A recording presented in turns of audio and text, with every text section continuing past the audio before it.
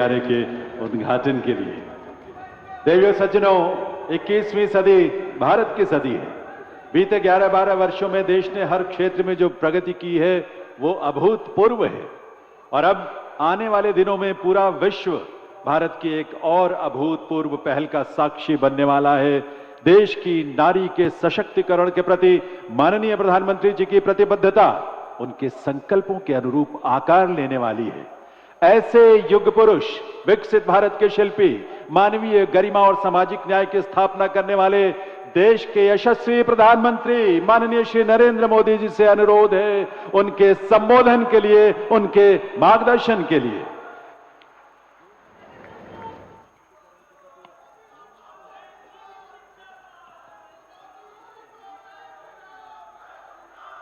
भारत माता की, भारत माता की, भारत माता की। उत्तराखंड के राज्यपाल गुरमत सिंह जी, यहां के लोकप्रिय और कर्मठ युवा मुख्यमंत्री पुष्कर सिंह धामी जी, केंद्रीय मंत्रिमंडल के मेरे साथी नितिन गडकरी जी, अजय टम्टा जी, टेक्नोलॉजी के माध्यम से जुड़े उत्तर प्रदेश के मुख्यमंत्री योगी आदित्यनाथ जी, गवर्नर आनंदीबेन, दिल्ली की मुख्यमंत्री रेखा गुप्ता जी, मंच पर उपस्थित प्रदेश भाजपा अध्यक्ष महेंद्र भट्ट जी, पूर्व राज्यपाल भगत सिंह कोश्यारी जी, पूर्व मुख्यमंत्री भाई रमेश पोखरियाल, विजय बहुगुणा जी, तीरथ सिंह रावत जी, त्रिवेंद्र सिंह रावत जी, उत्तराखंड सरकार के सभी मंत्रीगण, सांसद और विधायकगण और विशाल संख्या में पधारे मेरे प्यारे भाइयों बहनों, देवभूमि उत्तराखंड की इस पावन धरती पर आप सभी को मेरा प्रणाम। बहुत बड़ी संख्या में आए हुए पूज्य संतगण को भी प्रणाम। उत्तराखंड का प्यारा भूलों, भैबंदों, बावड़ी, भूलियों, शाना बुजुर्गों, आप सबूते नमस्कार। मेरो प्यारो दाजी भाई, दीदी बहनी, आमा बाबा, सबई लाई मेरो तरफ देखी ठोक दिन छो। इस कार्यक्रम से टेक्नोलॉजी के जरिए भी दिल्ली, यूपी से अनेक लोग जुड़े हैं। मैं सभी का अभिनंदन करता हूं। सबसे पहले तो मैं आप सबकी क्षमा चाहता हूं। उत्तर प्रदेश और दिल्ली के कार्यक्रम में जुड़े हुए लोगों की भी क्षमा मांगता हूं कि मुझे यहां पहुंचने में 1 घंटे से भी ज्यादा देर हो गई। सब स्थान पर लंबे समय तक आप सबको इंतजार करना पड़ा और कारण यही था, मैं निकला तो समय पर था, लेकिन करीब करीब 12 किलोमीटर का रोड शो काली मंदिर से लेकर के यहां तक, इतना उत्साह, इतना उमंग कि मेरे लिए तेज गति से गाड़ी चलाना बड़ा मुश्किल हो गया। तो धीरे धीरे लोगों को प्रणाम करते करते, जनता जनार्दन के आशीर्वाद लेते लेते यहां पहुंचने में मुझे 1 घंटे से भी ज्यादा देर हो गई। और इसके लिए मैं आपकी क्षमा मांगता हूं।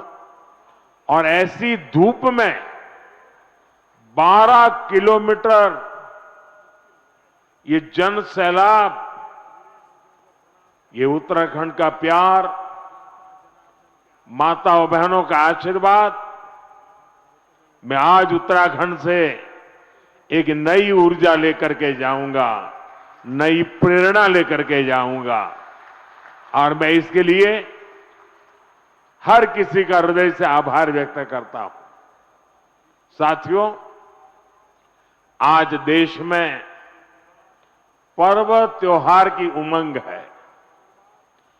विभिन्न विश्वों में नववर्ष का आगमन हुआ है। मैं देशवासियों को बैसाखी, बोहाग बिहू और पुथांडु की शुभकामनाएं देता हूं। साथियों, अगले कुछ ही दिनों में यमुनोत्री, गंगोत्री, बाबा केदारनाथ, बद्रीनाथ धाम की यात्रा भी शुरू होने जा रही है। इस पवित्र समय का देश के कोटि कोटि आस्थावान श्रद्धा भाव से इंतजार करते हैं। मैं पंच बद्री, पंच केदार, पंच प्रयाग और यहां के आराध्य देवों को श्रद्धापूर्वक प्रणाम करता हूं। मैं संतला माता को भी नमन करता हूं। यहां आने से पहले मुझे मां डाट काली के दर्शन करने का सौभाग्य मिला है। देहरादून शहर पर मां डाट काली की बड़ी कृपा है। दिल्ली देहरादून इकोनॉमिक कॉरिडोर के इतने बड़े प्रोजेक्ट्स को पूरा करने में माता डाट काली का आशीर्वाद बहुत बड़ी शक्ति रहा है। साथियों, उत्तराखंड राज्य अपनी स्थापना के 25 वर्ष पूरा करने के साथ ही 26वें वर्ष में प्रवेश कर चुका है। आज दिल्ली देहरादून एक्सप्रेसवे के उद्घाटन के साथ इस प्रगति में एक और बड़ी उपलब्धि जुड़ी है। आपको याद होगा, बाबा केदार के दर्शन के बाद मेरे मुंह से अनायास निकला था कि इस शताब्दी का तीसरा दशक उत्तराखंड का दशक होगा। मुझे बहुत खुशी है कि डबल इंजन सरकार की नीतियां और उत्तराखंड के लोगों के परिश्रम से ये युवा राज्य विकास के नए आयाम जोड़ रहा है। ये प्रोजेक्ट भी उत्तराखंड के विकास को नई गति देगा। इस एक्सप्रेसवे का बहुत बड़ा हिस्सा यूपी से होकर गुजरता है। इससे गाजियाबाद, बागपत, बड़ौद, शामली और सहारनपुर जैसे अनेक शहरों को भी बहुत फायदा होगा। टूरिज्म के लिहाज से यह प्रोजेक्ट बहुत अहम है। मैं पूरे देश को इस प्रोजेक्ट की बहुत बहुत बधाई देता हूं। साथियों, आज डॉक्टर बाबा साहब आंबेडकर की जयंती भी है। मैं बाबा साहब को कोटि कोटि देशवासियों की ओर से श्रद्धांजलि अर्पित करता हूं। बीते दशक में हमारी सरकार ने जो नीतियां बनाई, जो निर्णय लिए, वो संविधान की गरिमा को पुनर्स्थापित करने वाले रहे हैं।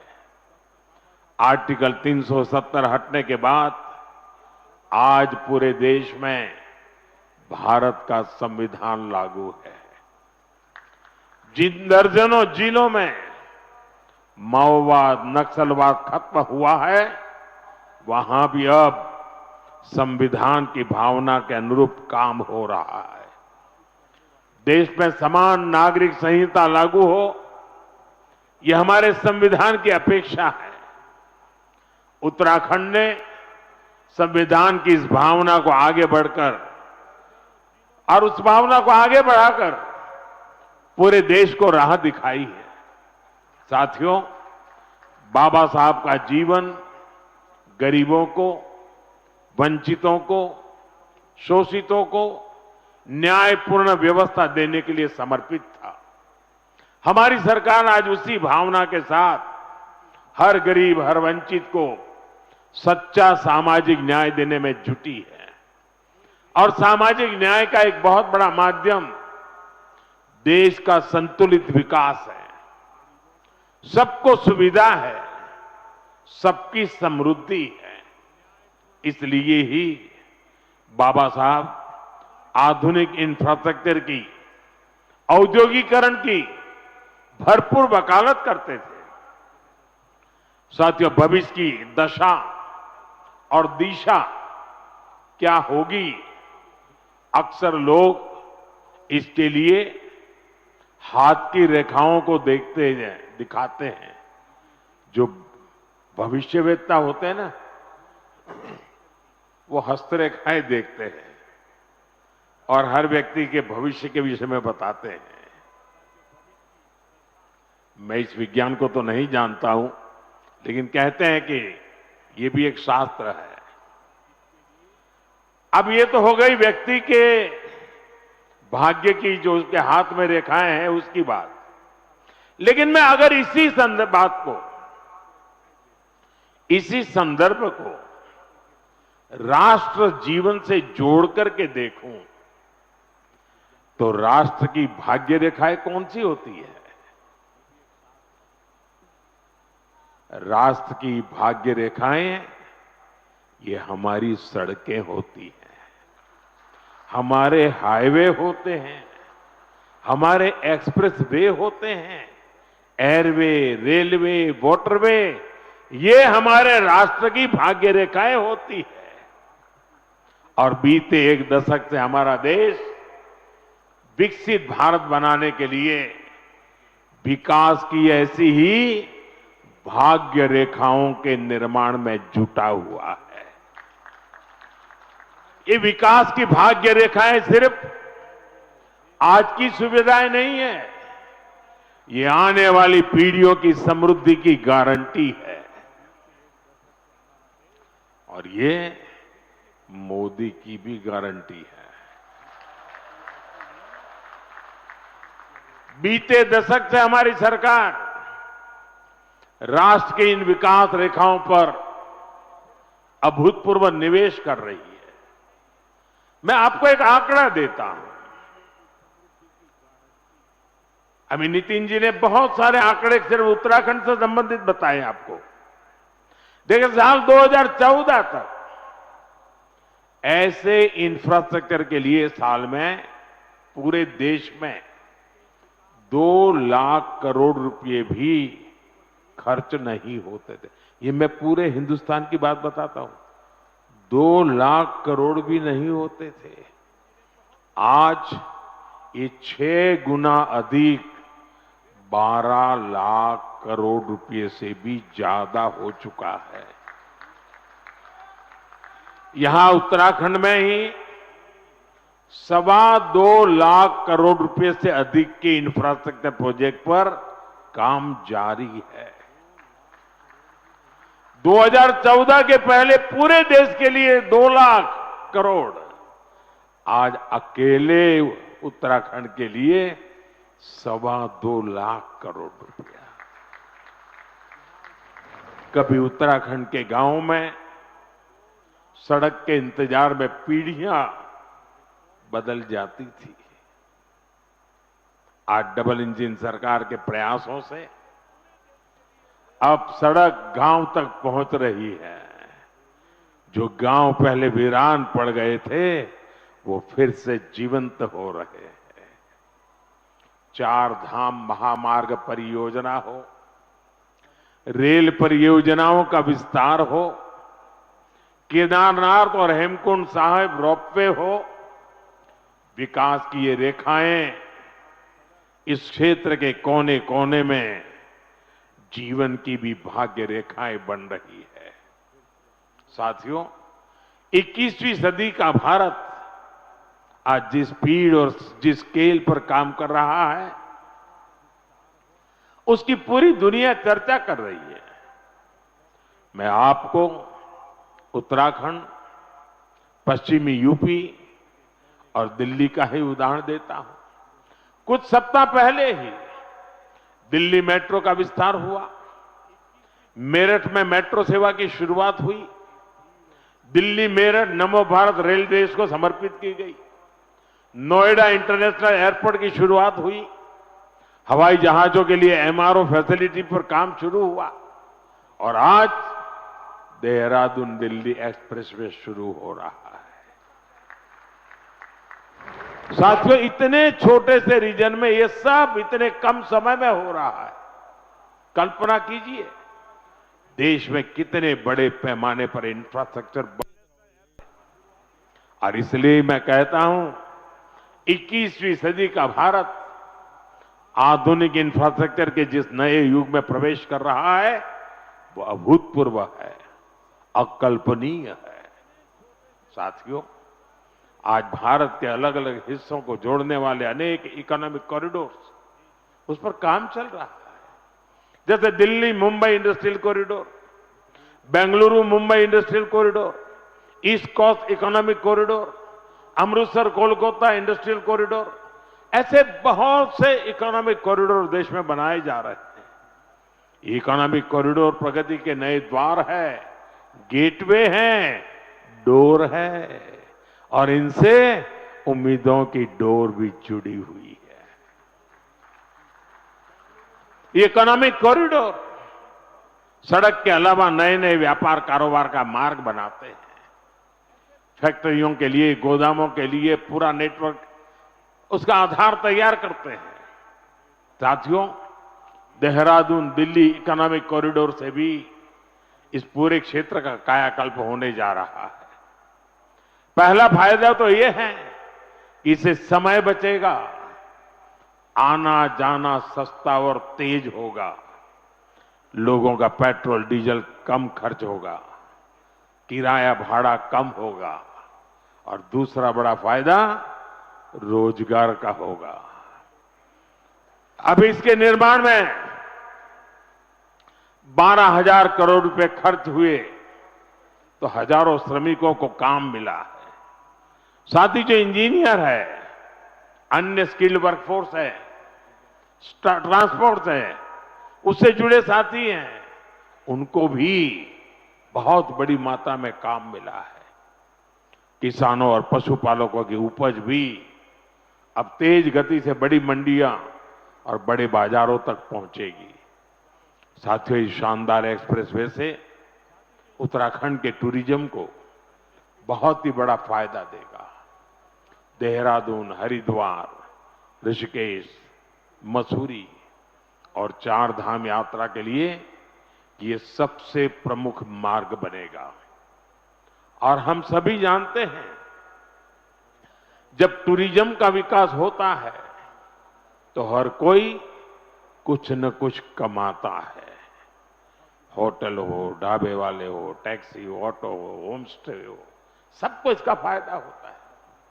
साथियों, मुझे खुशी है कि आज Uttarakhand winter tourism, winter sports और मेड इन इंडिया शादी के लिए बहुत बेहतरीन डेस्टिनेशन बनता जा रहा है।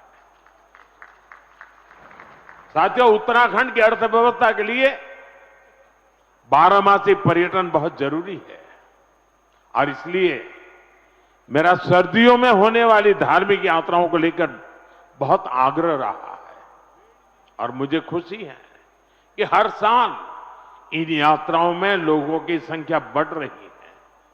आपको याद होगा, मैं 2023 में आदि कैलाश और ओम पर्वत की यात्रा पर गया था। पहले बहुत जाता था, बीच में बिल्कुल जा नहीं पाया। कई वर्षों के बाद मैं गया और मुझे मुख्यमंत्री जी बता रहे थे, गवर्नर साहब बीच में आए, वो भी बता रहे थे कि 2023 में मैं वहां गया और उसके बाद बहुत बड़ी संख्या में श्रद्धालु वहां जा रहे हैं। पहले वहां कुछ 100 लोग ही सर्दियों में यात्रा के लिए जाते थे। साल 2025 में करीब करीब 40,000 से अधिक लोगों ने इन पवित्र स्थानों की यात्रा की। कभी 1,000 नहीं होते थे, अगर 40,000 पहुंचते हैं तो यहां के लोगों की रोजी रोटी की कितनी बड़ी ताकत आ जाती है। इसी तरह 2024 में शीतकालीन चारधाम यात्रा में करीब 80,000 श्रद्धालु आए थे। 2025 में यह संख्या 1.5 लाख पार कर चुकी है। साथियों, हम ऐसा विकसित भारत बनाने में जुटे हैं जहां प्रगति भी हो, प्रकृति भी हो और संस्कृति भी हो। और इसलिए आज होने वाले हर निर्माण को इन्हीं त्रिवेणी, प्रगति, प्रकृति और संस्कृति की त्रिवेणी, इन्हीं मूल्यों के आधार पर विकसित किया जा रहा है। इंफ्रास्ट्रक्चर से इंसानों को भी सुविधा हो और वहां रहने वाले वन्य जीवों को भी असुविधा न हो, ये हमारा प्रयास है। और इसलिए ही इस एक्सप्रेस वे पर करीब 12 किलोमीटर लंबा एलिवेटेड वाइल्ड लाइफ कॉरिडोर भी बनाया गया है। हाथियों को भी असुविधा न हो, इसका भी ध्यान रखा गया है। वैसे साथियों, मैं आज देश भर के सभी पर्यटकों और तीर्थयात्रियों से भी एक आग्रह करना चाहता हूं। हमारे पहाड़, ये वन क्षेत्र, ये देवभूमि की धरोहर, ये बहुत ही पवित्र स्थान है। ऐसे स्थानों को साफ सुथरा रखना ये हम सभी का कर्तव्य है, यहां रहने वालों का भी और यात्री के रूप में आने वालों का भी।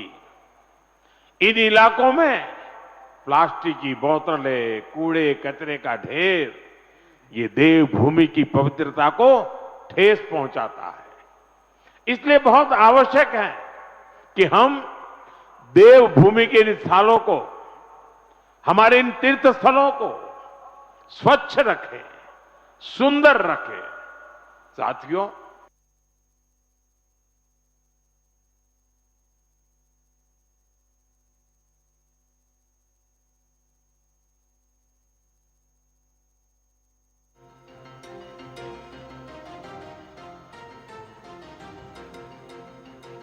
अगले वर्ष हरिद्वार में कुंभ का भी आयोजन होना है। हमें आस्था के इस संगम को दिव्य, भव्य और स्वच्छ बनाने में कोई कोर कसर बाकी नहीं छोड़नी है। साथियों, उत्तराखंड में नंदा देवी राज जात यात्रा भी होती है। यह आस्था का उत्सव तो है ही, ये हमारी सांस्कृतिक चेतना का भी जीवंत उदाहरण है, जहां मां नंदा को बेटी मानकर पूरे सम्मान के साथ विदा किया जाता है। इस यात्रा में बहनों बेटियों की भागीदारी इसे विशेष बनाती है। मैं मां नंदा को प्रणाम करते हुए देश भर की बहनों बेटियों को भी विशेष संदेश देना चाहता हूं। विकसित भारत के निर्माण में आपकी बहुत बड़ी भूमिका है। इस देश की बेटियों की, इस देश की माताओं की, बहनों की बहुत बड़ी भूमिका मैं देख रहा हूं। और बहनों बेटियों की सुविधा, सुरक्षा और लोकतंत्र में भागीदारी, ये डबल इंजन सरकार की बहुत बड़ी प्राथमिकता है। आप अभी देख रहे हैं कि दुनिया में कितना बड़ा संकट आया है। इसे दुनिया के विकसित देशों में भी कितना हाहाकार मचा है। ऐसी मुश्किल हालत में भी सरकार का निरंतर प्रयास है कि हमारी बहनों को कम से कम परेशानी हो। साथियों, बहनों बेटियों की भागीदारी का एक और महत्वपूर्ण पड़ाव अब देश के सामने है। 4 दशकों के इंतजार के बाद संसद ने नारी शक्ति वंदन अधिनियम पारित किया था। इससे विधानसभा और लोकसभा में महिलाओं के लिए 33% आरक्षण तय हो गया। सभी दलों ने आगे आकर इस महत्वपूर्ण कानून को समर्थन दिया। अब महिलाओं को ये जो हक मिला है ना, इस हक को लागू करने में देर नहीं होनी चाहिए। अब ये लागू होना चाहिए। अब जो 2029 में लोकसभा के चुनाव होंगे और तब से लेकर के आगे विधानसभा के भी चुनाव आते रहेंगे, जो भी चुनाव आते रहेंगे 2029 से ही ये लागू हो जाना चाहिए। ये देश की भावना है, ये देश की हर बहन बेटी की इच्छा है। मातृशक्ति की इस इच्छा को नमन करते हुए 16 अप्रैल से संसद में विशेष चर्चा तय की गई है। देश की बहनों बेटियों के हक से जुड़े इस काम को सभी राजनीतिक दल मिलकर के सर्वसम्मति से आगे बढ़ाएं, उसको पूरा करें। और मैंने आज देश की सभी बहनों के नाम एक खुला पत्र लिखा है। सोशल मीडिया में शायद ये मेरा पत्र आप तक पहुंचा होगा। हो सकता है टीवी और अखबार वाले भी इस पत्र का जिक्र करते होंगे। मैंने बड़े आग्रह के साथ देश की माताओं बहनों को इस कार्य में भागीदार बनने के लिए निमंत्रित किया है। मुझे पक्का विश्वास है कि पत्र मेरे देश की माताएं बहनें जरूर पढ़ेगी, एक एक शब्द पर मनन करेगी और इतना बड़ा पवित्र कार्य करने के लिए 16, 17, 18 को संसद में आने वाले सभी सांसदों को उनके आशीर्वाद भी मिलेंगे। मैं आज देवभूमि से देश के सभी दलों से फिर अपील करूंगा कि नारी शक्ति वंदन अधिनियम में संशोधन का जरूर समर्थन करें। 2029 में हमारे देश की 50% जनसंख्या, हमारी माताएं बहनें, हमारी बेटियां, उनको उनका हक हम देके रहे। साथियों, मैं उत्तराखंड आऊं और फौज की बात ना हो तो बात अधूरी ही रहती है। मैं गढ़ी कैंट, ये सभा स्थल, ये उत्तराखंड की महान सैन्य परंपरा का प्रमाण है। यहां पास ही देश की रक्षा सुरक्षा से जुड़े कई संस्थान हैं। 1962 की लड़ाई में शहीद जसवंत सिंह जी रावत जी के शौर्य को देश कभी भुला नहीं सकता। साथियों, सेना के सामर्थ्य को सशक्त करना हो या हमारे सैनिक परिवारों की सुविधा और सम्मान हो, हमारी सरकार इसके लिए निरंतर प्रयासरत है। वन रैंक वन पेंशन के माध्यम से हमारी सरकार ने अब तक करीब 1.25 लाख करोड़ रुपए पूर्व फौजियों को उनके खाते में जमा कर दिए हैं। उत्तराखंड के भी हजारों परिवारों को इसका लाभ मिला है। इसके अलावा इस वर्ष पूर्व फौजियों के लिए हेल्थ स्कीम का बजट भी 36% बढ़ाया गया है। 70 वर्ष और इससे अधिक के एक्स सर्विसमैन के लिए दवाइयों की डोर स्टेप होम डिलीवरी भी शुरू की गई है। पूर्व फौजियों के बच्चों की एजुकेशन ग्रांट भी डबल की गई है और बेटियों के विवाह के लिए जो सहायता मिलती है उसको भी 50,000 से बढ़ाकर 1 लाख रुपए किया गया है। साथियों, देशभक्ति, देवभक्ति और प्रगति, ऐसे हर आयाम को जोड़ते हुए हमें देश को विकसित बनाना है। एक बार फिर दिल्ली वासियों को, उत्तर प्रदेश वासियों को और एक प्रकार से देशवासियों को इस शानदार एक्सप्रेसवे की मैं बहुत बहुत शुभकामनाएं देता हूं। मेरे साथ बोलिए, भारत माता की, भारत माता की, वंदे वंदे वंदे वंदे वंदे वंदे वंदे। बहुत बहुत धन्यवाद।